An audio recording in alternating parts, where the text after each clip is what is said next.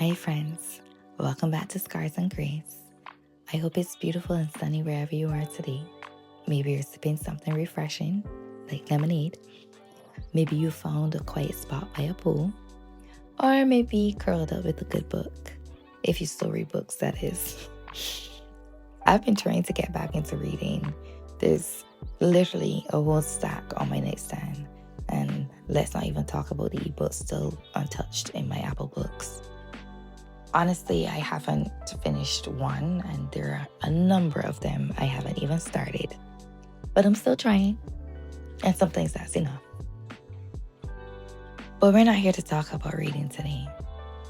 What's been on my heart lately is the importance of the people we surround ourselves with, especially when we're healing. Let's be real for a moment. The friends and family we keep around us matter more than we sometimes want to admit. Because whether or not we want to, we listen to them. Their words stick. Their advice influences us, especially when it lines up with what we already want to do, even if that choice isn't best for us. In seasons of pain, confusion, or transition, we don't need people who will just nod and agree. We don't need voices that echoes our insecurities or feed our pride. We need truth tellers. We need people who love us enough to say, that may not be the right path. We need community that's rooted in faith and courage. Let me take you to a story that many of us grew up hearing, but maybe didn't fully appreciate until later in life. It's in the book of Daniel, chapter 2. King Nebuchadnezzar has a dream, a troubling one, and he demands that his wise men not only interpret the dream, but tell him what he dreamed. And of course, they couldn't. So the king, in his fury, commands that all the wise men be executed. Daniel was among them. Now imagine that moment. Your life is on the line. There's chaos, pressure, fear. And what does Daniel do? He doesn't panic. He doesn't try to fix it alone. He turns to his trusted friends, Hananiah, Mishael, and Azariah, and asks them to seek God with him. Together they prayed, and God answered.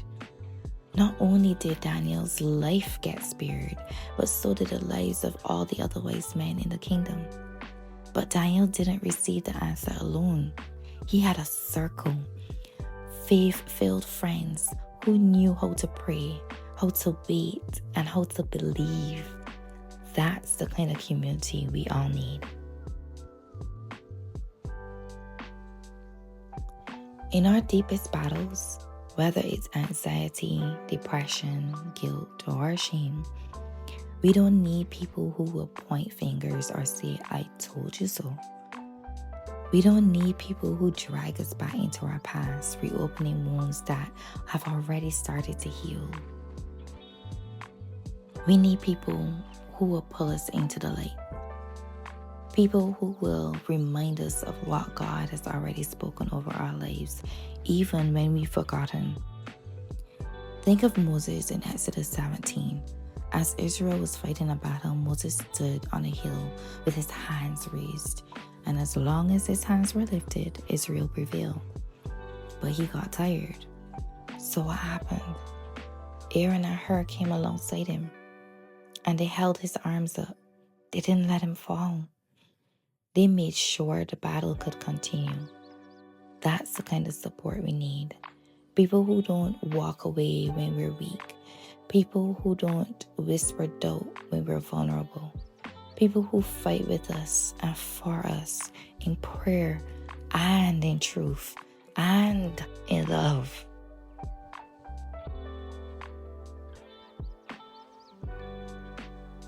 Friends, who's in your corner right now? Are they building you up or slowly tearing you down? Are they helping you move forward or keeping you stuck in the past? Are they speaking life into you or doubt? And let's go a little deeper. Maybe it's not just about friends.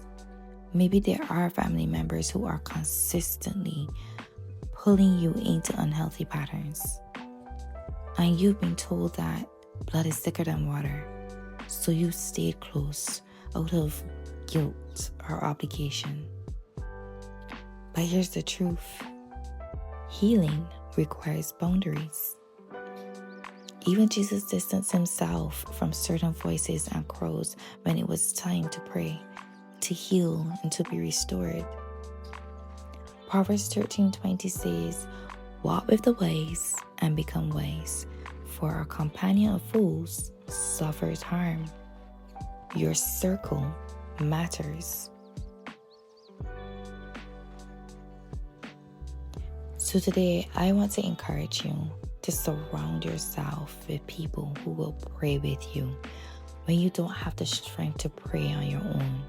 To choose friends who will tell you the truth, even when it's hard. Welcome the ones who will say, "Let's go to God together," and actually mean it.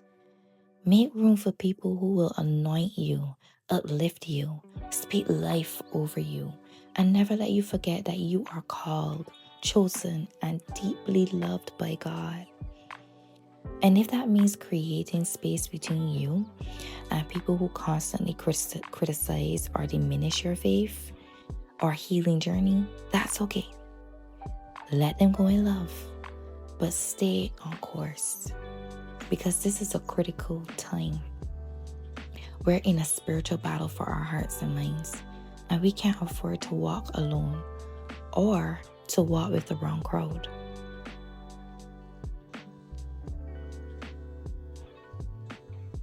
You are not alone. There are people out there who will love you with grace, speak truth with compassion, and help you walk in freedom. Ask God to show you who they are. And if you already have those people, thank God for them. Hold them close and be that kind of person for someone else as well. Thank you for spending this time with me on Scars and Grace. I pray this episode gave you something to reflect on and carry into your days ahead.